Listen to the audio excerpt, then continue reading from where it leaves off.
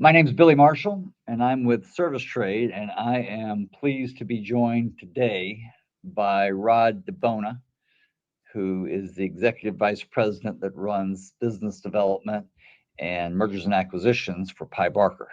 Welcome, Rod. Thank you. I appreciate you having me on, Billy. No, good to speak to you today. So, for our audience members, there's a Q&A button at the bottom of your screen, and we do have folks available that will pick up these questions and we'll get a response back to you. So please feel free to weigh in with the questions that you have. I'm sure they'll be for Rod, not for me, but please feel free to weigh in. This webinar is being recorded, and there will be a link to the recording available to everyone that registered. So with the public service announcement out of the way, we can get down to the conversation. So, Rod, Pye-Barker is known throughout the industry as an M&A machine. And it's not just the scale. You guys did what, 57 acquisitions in 24 alone, but it's not just the scale, right? Pye-Barker has a reputation for sticking the landing. What do I mean by that? I mean that when you buy, it works. And there's not drama on the other side. There's not a lot of missed expectations, and there are not a lot of employee exits. I mean, you were an acquisition, what, 8, 10 years ago? Yeah, 4 years ago. Yes. Oh, okay, 4 years ago, right? And, Yes. and now you're part of the senior leadership team of that group. So not only is it the scale that is the reputation of Pye-Barker, but also the stickiness. So can you talk a little bit about how you guys manage that process to have both the scale and the stickiness associated with your strategy? Yeah. No, you're really right about that. It's just been a cool thing to be part of, quite honestly. And, I think there's a couple of different aspects to that. Number one, I think when we talk through today, I think you'll see a common theme of our whole acquisition mentality, and it's about the people, right? I mean, it really is. It sounds like a tagline, but it cannot be overstated. It's about finding the right people, the right culture, and I think it's kind of like fishing from a stocked pond there. If you are dealing with the people, that think people first and their people first, and you're dealing with people that have similar values and have that type of mentality, the chances of that working post acquisition are so much greater than somebody that doesn't think that way, right, or doesn't have that type of heart for their people. And I think that's been probably the biggest factor, is just really looking at culture and making sure that the folks that are coming and joining our family, it's a fit. Yeah. And so what are some of the telltale signs that you pick up on culture? And I'll kind of offer up one, for example, that maybe is cultural or maybe is just a business mentality. So, for example, when you look at the mix, there's typically three elements in any of these companies. There's the inspection business or the inspection line. There's the pull through, which is the repairs that come from the inspection line, and then there's the installation work, right? So do you guys have a particular line that you like to draw through that?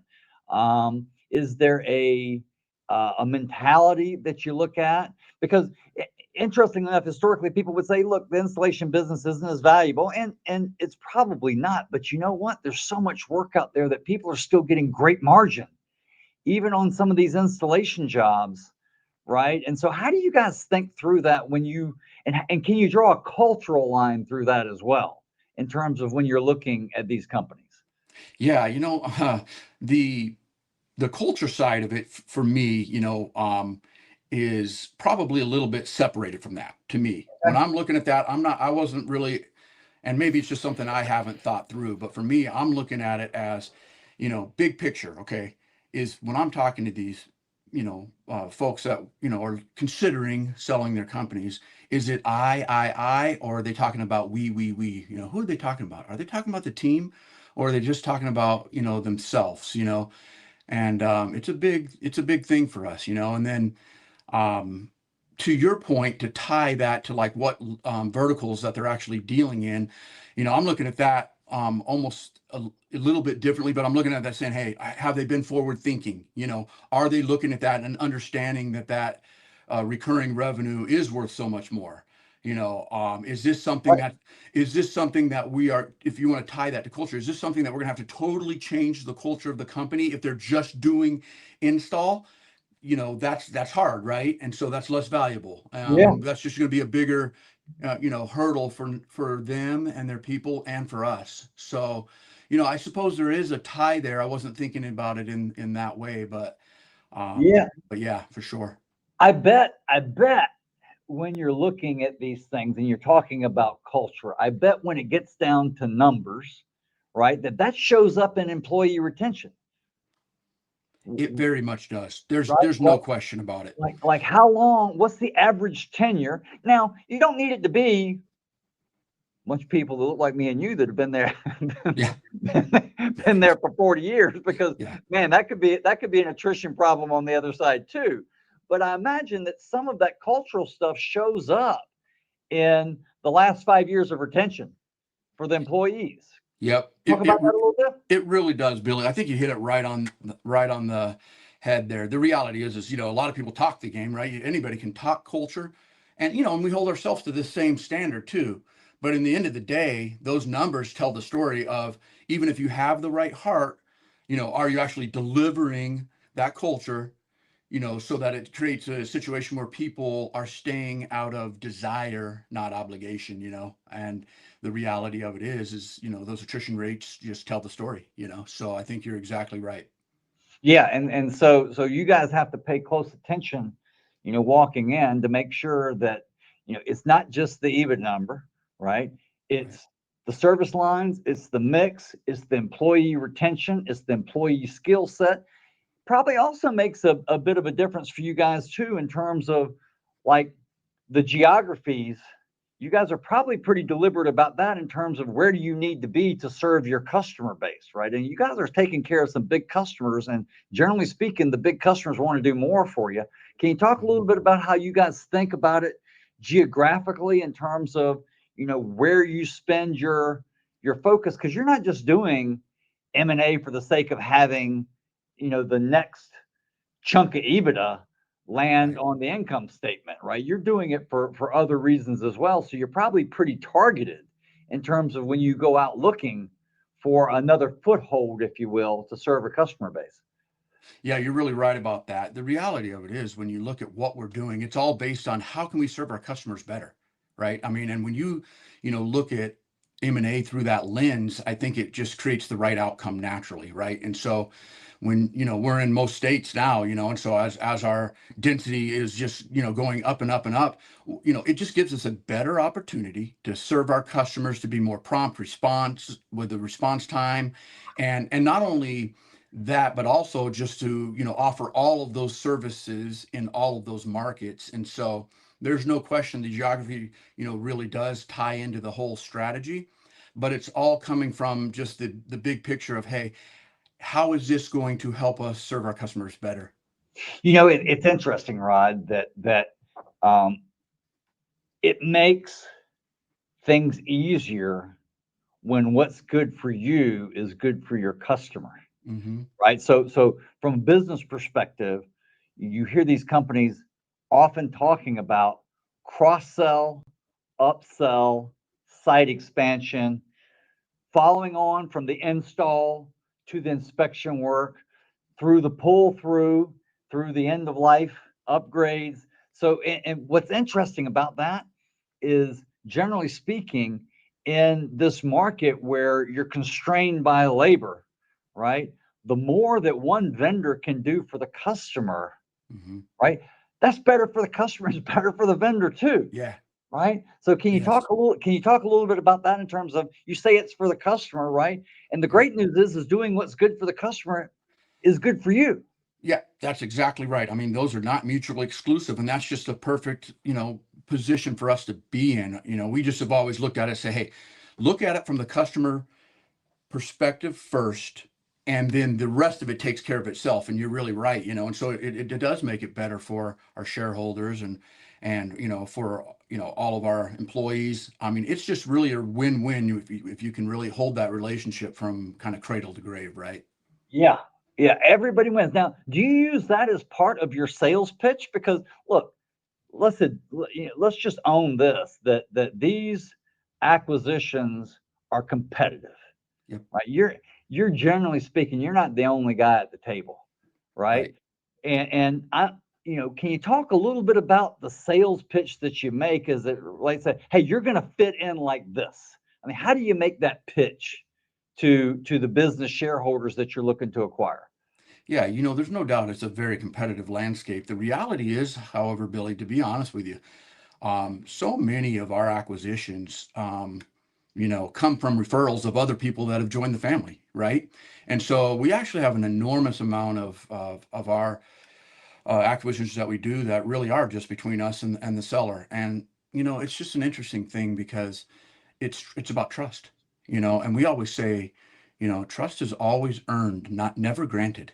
You can't just ask somebody just to trust you, but it's got to be earned. And the way we earn that trust is by how have we treated the people that have joined the family before, and when that word gets out, a lot of times the targets that are coming to us from somebody that they've known, and they've went and they've talked to them, or they've sat back and they've watched it and they've seen it with their own eyes, and it just builds a level of trust. And we've done that so much it's at scale now that we have a lot of people just coming right to us. And obviously there are times where, some of the larger targets, specifically where you're in a very competitive environment. And, to go back to your original question, yeah, we absolutely use that as a differentiating factor. As, look at our 280 plus offices, and, Pye-Barker is really made up of, you know, a large amount of acquisitions and people just like you that have joined the family, and most of them are still with us. And that's Yeah, just really, it's the best testament, that we can use, is what they've actually seen from others. So, yeah. You know what? It's real nice to be able to say, hey, don't trust me, ask them, hmm right? yep. Ask the other people that have been through it. You keep using this word family, right? And I'm I'm, hmm I'm going to be a little skeptical here because you Yeah. guys are awfully big to still feel like family, right? How Mm, do you how do you how do you counter that criticism? Well, you're so big now that gosh, it can't be like it was 10 years ago, right? How do you mhm. counter that? It's a great question, and it's a fair question, right? Because of exactly what you're saying there. At the scale that we are now, it is different. There's no question about that. It's different. But I'll tell you, Bart Proctor's our CEO, and he pounds this into our culture of, we might be large, but we want to be the smallest large company in the world. And that's what he says, and I love that. And the best thing that I can tell you, as far as from a logistics, how do you do that? You give a lot of autonomy to the local offices, and that's how you have to do that. Is there a level of, yes, we're becoming one Pye-Barker. There's no doubt about that. We are Yep, absolutely becoming one Pye-Barker, but yep. we're doing that in a way that respects the brand equity of the people that come on board with us, and respects their legacy. And we're very we contemplate that with every decision that we make.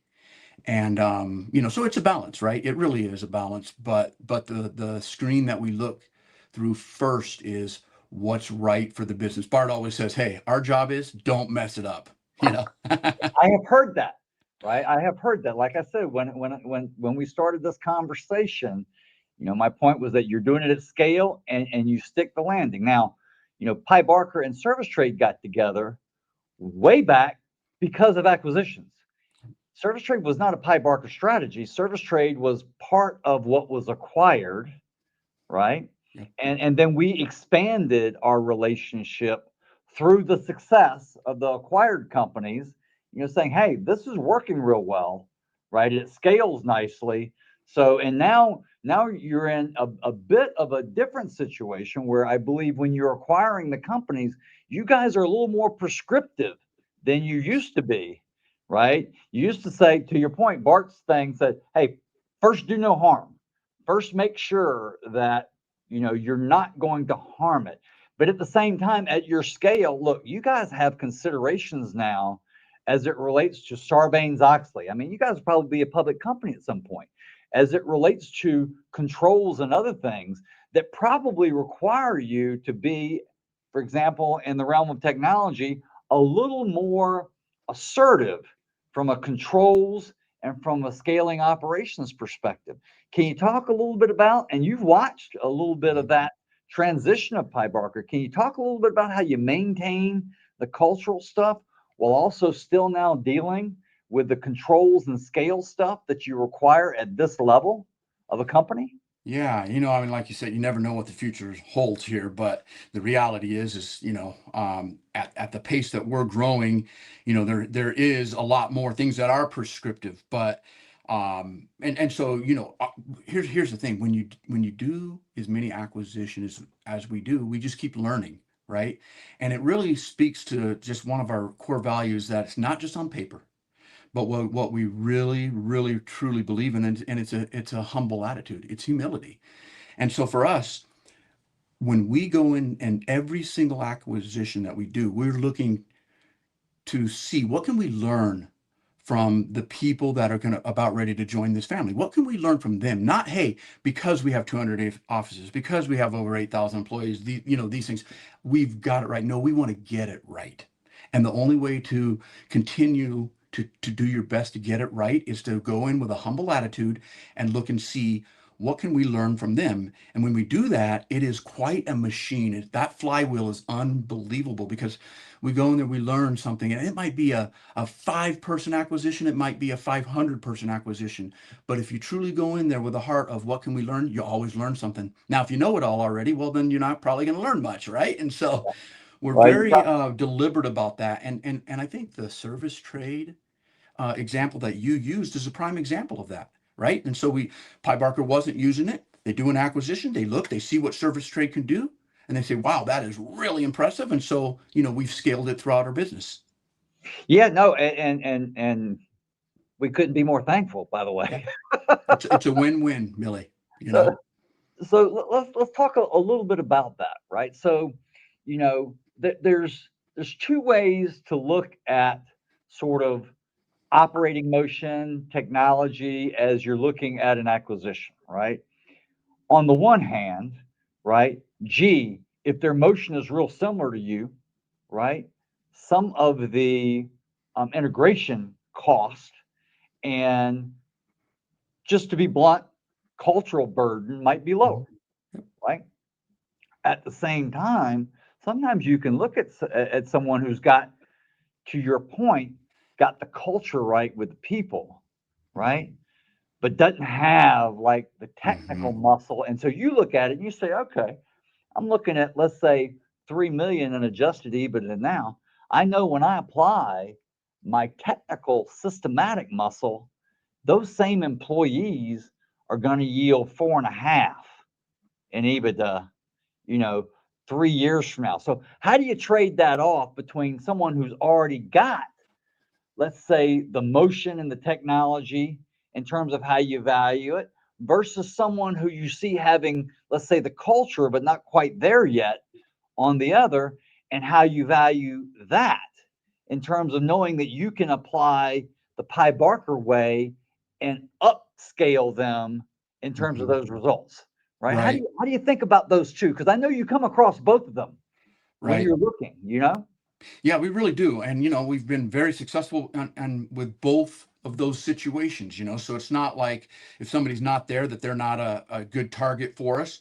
But the reality of it is, just like anything in business, it's about dealing with risk, right? And from a risk mitigation standpoint, somebody that's already there, proof of concept is, you can't really replace that. So, for the folks that have already made the jump, and not only from a business decision standpoint, but also just they've already been able to work that through the culture of their technicians, right? And they're already there. That's valuable to us. It just takes away just one more culture risk that we have for the companies that haven't made that jump. And so, yeah, it's definitely something that we look at. Yeah, just generally speaking, the more change that you have on the other side of the acquisition, the more risk you face. You brought it up right in the beginning that says if they're a little, let's say they got great techs, but they're installation heavy, and you've got to change that, that presents more risk. So you can't quite pay up for that the way you can pay up for someone who's already operating with the approach, the technology, where the risk of change on the other side is lower. Even if the retention is historically good, you Hmm. inject too much change, and you're definitely going to see more risk in terms of the reward that both your customers and your shareholders want to see when you guys continue to serve more, serve better, serve at a greater scale. Yeah, it's really true. And I'll tell you what we do. It's just really easy. We're just honest with people. And I think it's why so many of our, partners that have come on with us are still with us. And they've seen that we have done what we said we were going to do. It's the biggest thing. You want to earn someone's trust, you do what you say you're going to do. If you don't, guess what? It goes the other way and the word gets out real quick. And I think that's one of the major reasons that we have the momentum that we do. And one of the things that we're really honest with everybody that's thinking about doing this is, listen, there's going to be change, but we're changing all the time because we're not static. We're a very dynamic company, and so just the fact that to tie back to what I was talking to before, when we're always asking people, hey, what do you see? How can we get better? And what about this market? You know this market better than we ever will. So then how can we get better? Just that flywheel of thought makes us changing all the time too. So the bottom line of it is that we're just very honest with people. There is going to be change, but when there's things that don't have to change, that's better for us, right? Because I mean, there's already going to be plenty of change for both of us. So Yeah. Yeah, no, that's great. So what what one or two nuggets of advice would you offer to, the business owner who's might be first generation, might be second generation, might be third generation already in the business, and is looking at the amount of consolidation that's going on. What advice would you offer them in terms of what they should be thinking about, P's and Q's, and timing, in order for them to be sort of most successful through mm, being acquired, right? When do they know that they're ready, or what can they do to be more ready, and quite frankly, to be paid more, yeah, be ready, right? What advice would you give them? the first thing that comes to my mind is, um, I think the timing is always right now. And I'm not saying that you're ready to do an acquisition right now, but I truly believe that you really should be getting your business ready to sell right now. And what I mean by that is it's like you're going to make your business better regardless if you ever do an acquisition. So why wouldn't you start today? You know, and then I think maybe something that I've shared with other people that might be helpful is, why do you think that the smartest people in the world from a financial sense pay more for a recurring revenue, for RMR, for stickiness of all of your customers and things of that nature? Why do you think they pay more for that? And the predictability of the business, of your financials and all of those things. And it gets people really start thinking about it. And I was like, if the smartest people in the world are going to pay more for your business if you do all of those types of things, and you're, even if you're going to be the owner of that business, don't you think you probably want to do the same things to make your business better for yourself? And so that has really resonated with a lot of people, and even folks that are either never sold or have come back and sold to us later and say, I'm really glad that you shared that with me. And now we have a business to sell that's more valuable than it ever would have been. Boy, I love that, right? Because I don't think I heard EBITDA come out of your mouth. I think what I heard was, I think I heard retention, right? So what does your customer base look like relative to the way it looked 3 years ago? Are you Hmm. retaining those customers that were the good ones and adding more on top? Or are you churning through them? Hmm. Okay. It's And if huge. you're not measuring that, why aren't you measuring it? Right? Hmm. Because, but to your point, right, that's good for you too. I don't care who owns a business, Right. right? You know, Right. and then second, gee, okay, what is your share of wallet in the customers that you have now? Are you able to cross-sell and upsell? Are you able to stick the deficiency sale, right? That takes risk out for you and for them, because you don't want the emergency work that's going to come from that if they're not repairing the things that you're finding. So what are you doing? So I think that's a great point. So it doesn't matter if you own the business or if you're selling the business, right? The owner of the business owns a better business, Yes. right? When these type things. So one thing that I encourage people as it relates to the ServiceTrade decision to consider is, are you even able to measure the things that create a valuable business? Sure, you've got a financial system that's going to tell you what your EBITDA is, what your EBITDA growth is, whatever. Mm-hmm. But can you measure Mm-hmm. these other, and Mm-hmm. you've been customer focused every minute of this conversation. Oh yeah. Can you measure how valuable you're becoming to your customers relative to their behavior around what you offer? Right. And if you can't measure that, right? Gee, I can't pay as much because I can't measure it if you can't measure it. Right. It's just the unknown, and ServiceTrade does a great job of, really putting the numbers in front of you that matter the most. And it's kind of like, how do you, it's like, I'm a sports guy, right? It's like, how do you make in-game decisions here if you don't, know what's going on, if you don't know the score, right? It's kind of hard. You make different decisions with different scores at different times in the game. Right. And, so yeah, I Right. just encourage people to, make those changes early, do it now, start today, Yeah. Yeah, and like I said, I think it's super insightful, and people may poo-poo this a little bit because everybody wants to get into the spreadsheet as it relates to the financials or whatever. But I mean, you talked about a couple things here that show up on the spreadsheet and the balance Mhm. sheet. It's kind of like those you're a sports guy, right? Now, Mhm. there are stats that weren't measured, right? 5, 8, 10 years ago that everybody measures now, right? Mhm. Wins Mhm. above replacement, all this other stuff, points above replacement, all these things that they had a hard time measuring because there were behaviors on the court, right, that led to outcomes for the team Oh yeah. necessarily show up in the stats sheet. And you're talking about some of that now, right? Employee retention, what does it look like, right? Mhm. Customer retention, upsell, cross sell, and growth, right? What is your add-on sale, your deficiency sales relative to your inspections? Are your customers paying attention and taking risk out for you and them, right? Are you doing all those things?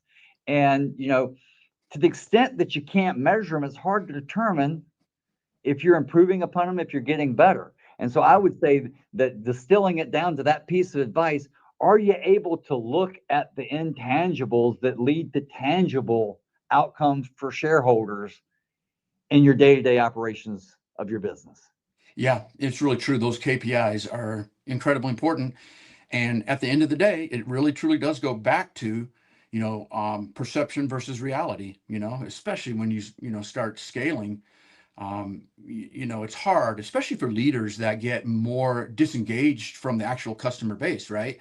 And at the end of the day, the numbers tell the story. Are you serving your customers as good as you want to or not? And usually there's just always room for improvement.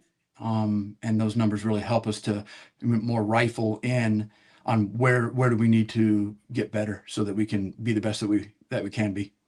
Yeah. So that's kind of a great advice for these companies that you know don't just measure the headline stuff. You Hmm. got to measure the game changing intangibles that make you valuable to your customer base and how you're doing it. One thing that we encourage people to measure, as an example, we encourage them to measure, and this is financial, but revenue per tech per day, because Hmm. sometimes they'll get into the the cost of the administrative staff, and we're kind of saying, but if you can give that technician more support through the administrative burden in order for that technician to get, let's say, 20% more revenue in a month, right? It's worth that because you're able to serve more customers, you're serving them better, right? Because nobody's serving a customer with travel time. Right. Nobody's serving a customer with picking up, you know, parts and standing at the counter because somebody in admin didn't call ahead to make sure that they were ready to be picked up. Right. So there's a whole mentality as well around, gee, how much can I get out of a technician? And Mm-hmm. I can fine tune some of the administrative stuff later if I'm getting the technicians productive for the customer. Because generally speaking, if you can Mm-hmm. bill for it, a Mm-hmm. customer got value out of it. That's exactly right. That's what I was going to say. You're right onto it. People look at that as just a financial metric, but it actually is much more revenue protect. Are we out there serving our customer? And a lot of it is how fast did we get to them, right? If you're getting to them faster over and over and over again, well, guess what? Your revenue protect goes up. Well, that tells us that we are serving our customer better, and we've taken away a lot of that non-productive time, and had other people do that type of work. And so I think the spirit of what you're saying is exactly the way that we look at that. Yep. And probably your technician retention goes up too. The more they're doing valuable things and Mm-hmm. reinforcing their value as being a customer resource, and the less they're an administrative resource, probably the better your retention is as well. It's really true. Not only because of the fact that they're out doing what they really like to do and what they enjoy doing, but at Pye-Barker we call it the Pye-Barkerization of businesses. And one of the ways that we Pye-Barkerize is it's a team mentality. It's if we win, everybody wins. And so when your revenue protect goes up, guess what? Everybody's doing better for them and their families, it's really cool, and it means a lot to us, and we really take that seriously. So You may want to think about trademarking that Pye-Barkerize. It's kind of like Simonize or Scotchgard or something like that, where a brand name becomes synonymous with an outcome. hmm Pye-Barkerize. I love it. I love it. I doubt you can, but just a thought. That's funny. So Rod, you guys do a lot of acquisitions, right? But there are companies that you look at that you walk away from.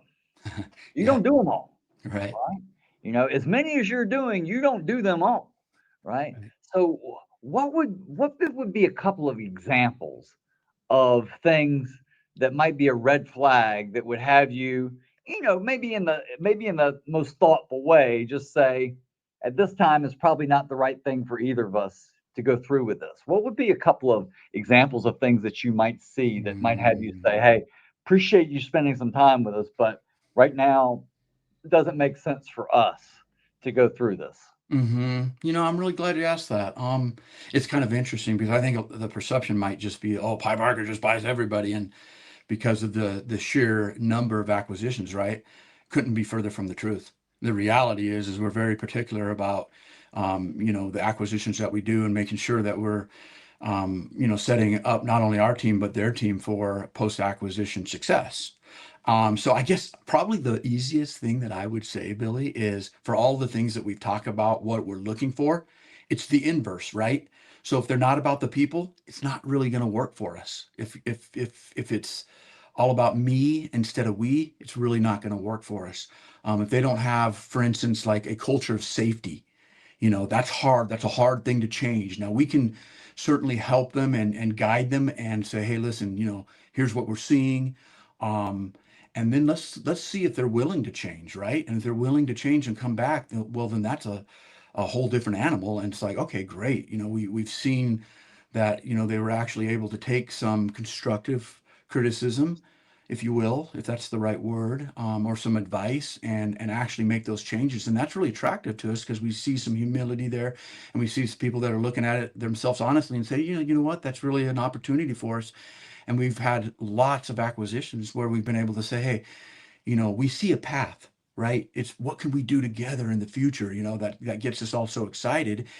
And then we've been able to share some specific things with them, and then they come back and made those changes, and then we've joined later, and we've had a great success with that strategy. But if we find people that aren't willing to change, and they're not where we're going, we're just going to do different spots, it's just something that we just respectfully decline. So Yes, safety is a great example, right? hmm It's not necessarily something for a smaller company that's going to show up in the financials, right? Mhm. But at scale, if you don't have a mentality of safety and you are the big company, you're a target, Mhm. right? It's one more thing to have people change that you'd rather not be focused on. You'd rather them already Mhm. have that part down, right? Mhm. So that's a great example of things that are both cultural as well. It's just good business. Right. It's just good business that, hey, a ladder breaks, you got to throw it away. You can't fix a broken ladder. Throw it Right. away. We're Right. okay with that. Right. Throw it away. Right. Um, so that's a perfect example of some of the intangibles that would be red flags. It really Um, is. The safety one's an interesting one because not only are you looking at it from a business perspective, of course, and something that is, of high importance to us. And so then, how is that going to transition? But you know what it really is? It's a tell on, do you really care about your people getting home safe at night to their families? Have you invested in that? Because if you really care about it, you've invested in it and you've prioritized it. And we want to see if your talk track is tying to, the actual numbers there. and that'll show up sometimes in investments. For example, back to my technology world, in let's say fleet management technology that also has the accelerometers in there so that you can give the encouragement to Hmm. someone who's making hard turns, hard stuff. Hey, you got to fix that, Hmm. right? I'm watching you, and you got to fix that. And so, if it works at the individual level, then it works at the company level. Then it will work at the parent company level as well. But if you don't see that willingness to invest in something that might help you get ahead of those things, then it's like, well, you guys really haven't been willing to invest in these type things. And so Right. when we bring that to the table, is that going to be like, sandpaper on your skin? Right. Because that won't work. We Right. can't be sanding down your skin. We don't want to do that, right? We That's want it to exactly feel like, right. I don't know, what, baby oil or something? I don't know, not sandpaper. Yep. And listen, we understand, like I said, some people you might not be here today, but you can be there tomorrow, but let us help you get there. That's great. That's great. All Yeah. right. I think we've reached a point in the show where maybe we take a couple questions um, from the folks that have invested their time um, listening to a couple of old dogs in the fire and life safety industry talk about it. You bet. Okay, so we got a question. Do companies like Pye-Barker, are you proactively reaching out to any businesses, or should I, in the business, be building that relationship over time so that maybe I can take the lead in running the flag up the flagpole, saying, "Hey, it might be a good time for me now." What do you think? I think it's probably both. The answer is yes, right? For both. Yeah, no question. Yeah. Without a doubt. If this is something that you're even considering, we'd love to talk with you, And so if you go to our website, piebarkerfs.com, under the acquisitions tab, it has all of the information that you would need to reach out to us, and we would love to have a conversation with you. And of course, yeah, we're looking, like I said, especially geographically targeting markets and saying, hey, where do we need to get better, and who is out there that could help us get better. So then we're targeting those people as well. So yeah, without a doubt, the answer is both. Well, while you got the camera, are there particular geographies right now where you guys are, you're looking, that geography is an important one for you now. Is that something that you'd want to share in this type of environment? Are there certain out there that are real important right now? They're all important. There's no question about it. Some areas we have more density, some we have less. Um, I would say honestly, it's probably best just to have a conversation, see where you're at, and see where that might fit in.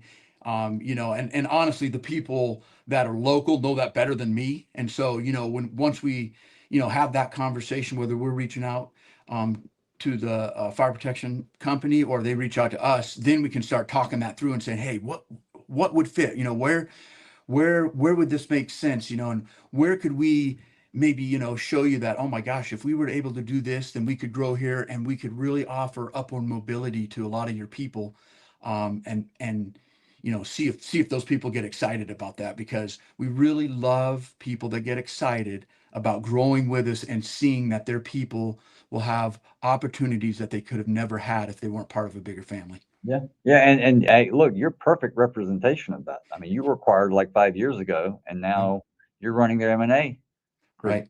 right? Right. So, It's really true, and you see that throughout everything, whether it be IT, HR. I mean, you name it. And so that's really a kind of a cool part of the whole machine. yeah, there's no not invented here, right? Wide Right. open, right? Right. Whoever's reaching the highest for that for the brass ring and putting in the work, they've got the opportunity. That's wonderful. All right, Yes. terrific. All right, I think we got another question popping up here. Ready. See what we got.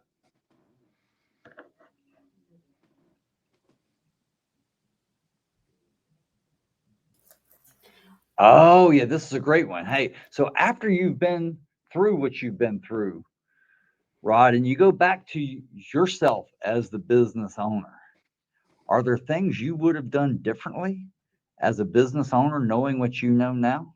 Hmm. That's a great question. The answer is 100% yes, right? Because it's like when you get to the other side of these things, what you know today is just different than what you knew then, and you don't know what you don't know, right? It's like if it was a blind spot, if you knew your blind spot, it wouldn't be a blind spot. And so there's a lot of things that I would have done different. And I think a lot of them we've touched on today. We weren't the perfect acquisition. There were a lot of things that Pye-Barker has really helped us go from good to great on, and we're still going there. We're still learning and getting better every day. But things like that, recurring revenue and, the cross selling and offering, we were mainly a fire sprinkler company when That's we right. joined. And now, with all of these offices now adding fire extinguisher, fire alarm, the monitoring, just the whole gamut. That's right. Yeah, no, my goodness gracious, we probably would have built a lot different business. But I think the important part of it is you are where you are today. And we have such a great proof of concept of just bringing people in. And hey, listen, one Pye-Barker, we're better together. So You know what? At ServiceTrade, there's very often a similar thought. We're owned by a private equity group, and the idea that you just expressed there is, look, when you're smaller, you can't possibly do it all. mhm, But if you can demonstrate the green shoots of being willing mhm, to get out there a little bit, maybe with a new service line, right? You don't have to blow it out, but you do need to show progress in the ability to adapt and grow the way the acquirer is going to expect you to do it. But you don't have, by the way, if you achieved it all, you wouldn't be interested, there would be no acquisition anyway, right? But so I would say that distilling that into, hey, get do the networking, get the feedback, and then show the acquirer. You're not going to do a transaction overnight anyway. Show the acquirer over a period of maybe many months or maybe even a couple of years the green shoots that they're looking for, mhm, right? And mhm, that might be a better outcome for both of you because you've taken some of the risk out for them, right? yeah, And you've also created probably a slightly better premium for yourself yep, by doing that. yep. And what I tell people is, listen, we didn't know that, and we joined Pye-Barker right away. And it's been an incredible success story for us and all of our people and for Pye-Barker and for our customers. It's just been a huge win.